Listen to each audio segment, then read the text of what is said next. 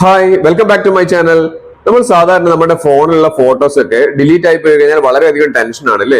പക്ഷെ നമുക്ക് നമ്മുടെ ഫോണിൽ ഡിലീറ്റ് ചെയ്ത ഫോട്ടോസ്, അതുപോലെ തന്നെ ചില സമയത്ത് ഫോട്ടോ എടുത്തിട്ട് സേവ് ചെയ്യാൻ വിട്ടുപോയ ഫോട്ടോസ്, ഇങ്ങനത്തെ പല ഫോട്ടോസുകളും വർഷങ്ങൾക്ക് മുൻപുള്ളതാണെങ്കിൽ പോലും അത് പോയി നിൽക്കുന്ന ഒരു ഫോൾഡർ ഉണ്ട്. നമുക്ക് അവിടെ പോയി ഒന്ന് സെർച്ച് ചെയ്ത് നോക്കിക്കഴിഞ്ഞാൽ നമുക്ക് ചില സമയത്ത് നമുക്ക് മുൻപുള്ള ഫോട്ടോസുകളൊക്കെ നമ്മൾ ആവശ്യമുള്ള ഫോട്ടോസുകളൊക്കെ നമുക്ക് അവിടെ നിന്ന് കിട്ടും. പക്ഷെ അത് എവിടെയാണ് ആ ഫോൾഡർ എന്ന് പലർക്കും അറിയില്ല. ഞാനത് കാണിച്ചു തരാം. അതിന് മുൻപ് ഒരു കാര്യം പറയാണ്, എന്റെ വീഡിയോസ് കണ്ടിട്ട് ഇഷ്ടമായി കഴിഞ്ഞാൽ ഒന്ന് ലൈക്ക് ചെയ്യാനും പിന്നെ എല്ലാ ഫ്രണ്ട്സിലേക്ക് ഒന്ന് ഷെയർ ചെയ്ത് കൊടുക്കാനും മറന്നു പോകരുത്.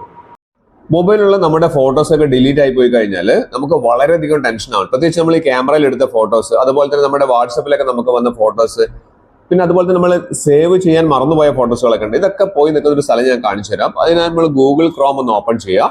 ഗൂഗിൾ ക്രോം ഒന്ന് ഓപ്പൺ ചെയ്തതിന് ശേഷം നമുക്ക് ഇവിടെ കാണാം ഗൂഗിൾ എന്ന് പറഞ്ഞിരിക്കുന്ന ആ ബ്രൗസറിൽ നമുക്കൊന്ന് ക്ലിക്ക് ചെയ്യാം. ഇവിടെ നമ്മൾ ക്ലിക്ക് ചെയ്ത് കഴിഞ്ഞാൽ ഈ സെർച്ച് എഞ്ചിനിൽ ഒന്ന് ക്ലിക്ക് ചെയ്ത് കഴിഞ്ഞിട്ട് നമ്മൾ ടൈപ്പ് ചെയ്യേണ്ടത് ഞാൻ പറഞ്ഞുതരാം. ഗൂഗിൾ ഫോട്ടോസ് എന്നൊന്ന് ടൈപ്പ് ചെയ്യാം. Google photos. ഇപ്പൊ ഗൂഗിൾ ഫോട്ടോസ് നമ്മളൊന്ന് ടൈപ്പ് ചെയ്ത് കഴിഞ്ഞിട്ട് നമ്മളൊന്ന് സെർച്ച് കൊടുത്തു കഴിഞ്ഞാൽ നമുക്ക് നേരെ ഗൂഗിൾ ഫോട്ടോസിന്റെ സൈറ്റിലേക്ക് പോകും. നിങ്ങൾക്ക് വേണമെങ്കിൽ ആപ്പ് ഡൗൺലോഡ് ചെയ്യാം, പക്ഷെ അതിൽ എളുപ്പം ഇതാണ്. അവിടെ താഴെ സൈൻ ഇൻ എന്ന് പറയുന്ന ഒരു ഓപ്ഷൻ കാണിക്കുന്നുണ്ട്. അപ്പൊ നമ്മൾ ഇമെയിൽ ഐ ഡി വെച്ചിട്ട് നമ്മൾ സൈൻ ഇൻ ചെയ്യുക. നമ്മൾ email I D already open ആണെങ്കിൽ കുഴപ്പമില്ല. ഇവിടെ താഴെ സൈൻ ഇൻ കൊടുത്താൽ മാത്രം മതി. അപ്പൊ സൈൻ ഇൻ കൊടുത്തു കഴിഞ്ഞാൽ നമ്മൾ നേരെ ഗൂഗിൾ ഫോട്ടോസിലേക്ക് നമ്മൾ പോകും. അപ്പൊ ഈ ഗൂഗിൾ ഫോട്ടോസിൽ ഇവിടെ കണ്ടില്ലേ, ഇത്രയധികം ഫോട്ടോസ് ഗൂഗിൾ ഫോട്ടോസിൽ നമ്മൾ വർഷങ്ങൾക്ക് മുൻപ് എടുത്തത്, നമ്മൾ ഫോൺ വാങ്ങിയത് മുഴുവൻ എടുത്ത ഫോട്ടോസ് മുഴുവൻ നമുക്ക് ഇവിടെ കാണാൻ സാധിക്കും. പക്ഷെ ഇതൊന്നല്ല ഓപ്ഷൻ, ഞാൻ വേറൊരു ഓപ്ഷൻ കൂടി ഞാൻ പറഞ്ഞുതരാം. ഇവിടെയൊക്കെ നമ്മൾ നോക്കി നോക്കാം നമ്മൾ മുൻപുള്ള വർഷങ്ങൾക്ക് മുൻപുള്ള ഫോട്ടോ ഉണ്ടോ എന്നുള്ളത്. ഇല്ലെങ്കിൽ നിങ്ങൾ ചെയ്യേണ്ടത് ഇവിടെ മുകളിൽ കാണുന്ന 3 ലൈൻസ് ഉണ്ടല്ലോ, ആ 3 ലൈൻസിൽ ഒന്ന് ക്ലിക്ക് ചെയ്യാം.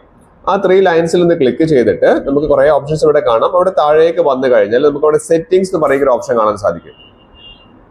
സെറ്റിംഗ്സ് പറയുന്ന ഒരു ഓപ്ഷൻ. ആ സെറ്റിംഗ്സ് ക്ലിക്ക് ചെയ്ത് കഴിഞ്ഞാൽ ഈ ഒരു മെനുവിലേക്കാണ് വരുന്നത്. ഇവിടേക്ക് വന്നു കഴിഞ്ഞാൽ ഈ ഇന്റർഫേസിൽ നമുക്ക് താഴേക്ക് വന്നു കഴിഞ്ഞാൽ ഇവിടെ നമുക്ക് താഴെ ഒരു ഓപ്ഷൻ കാണുന്നുണ്ട്. സജഷൻസ് പറയുന്ന ഒരു ഓപ്ഷൻ കാണിക്കുന്നുണ്ട്. അവിടെ നമുക്കൊരു ഡ്രോപ്പ് ഡൗൺ ഏരോ കാണിക്കുന്നുണ്ടല്ലേ, ആ ഏരോയിൽ ഒന്ന് ക്ലിക്ക് ചെയ്യാം. ക്ലിക്ക് ചെയ്തിട്ട് നമ്മൾ താഴേക്ക് പോയി കഴിഞ്ഞാൽ കുറച്ച് താഴേക്ക് വരിക. താഴേക്ക് വന്നു കഴിഞ്ഞാൽ ഇവിടെ നമുക്ക് കാണാം അൺസേവ്ഡ് എന്ന് പറയുന്ന ഒരു ഓപ്ഷൻ ഇവിടെ കാണിക്കുന്നുണ്ട്. അവിടെ തൊട്ടടുത്തൊരു വ്യൂ എന്ന് പറയുന്ന ഒരു ഓപ്ഷൻ കാണാം.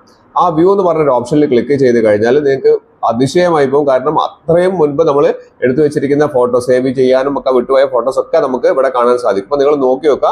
നിങ്ങൾക്ക് ഭാഗ്യം ഉണ്ടെങ്കിൽ നിങ്ങൾക്ക് പണ്ടുള്ള ഫോട്ടോസ് നമുക്ക് ഇവിടുന്ന് നിങ്ങൾക്ക് കിട്ടുന്നതായിരിക്കും. അതിന് ഇതൊന്നും ഡിലീറ്റ് ചെയ്ത് പോകണമെന്നുണ്ടെങ്കിൽ ആ 3 ഡോട്ട്സിൽ ഒന്ന് ക്ലിക്ക് ചെയ്തിട്ട് ഇവിടെ ഡിലീറ്റ് ഫോർ എവരി വൺ അല്ലെങ്കിൽ ഡിലീറ്റ് ഫോർ എവർ എന്നുള്ള ആ ഒരു ഓപ്ഷൻ കാണിക്കുന്നില്ലേ, ആ ഡിലീറ്റ് ഫോർ എവർ എന്നുള്ള ആ ഓപ്ഷൻ കൊടുത്തു കഴിഞ്ഞാൽ ഇവിടുന്ന് ഡിലീറ്റ് ചെയ്തു പോകും. എല്ലാവരും ഇതൊന്ന് ചെയ്ത് നോക്കുക.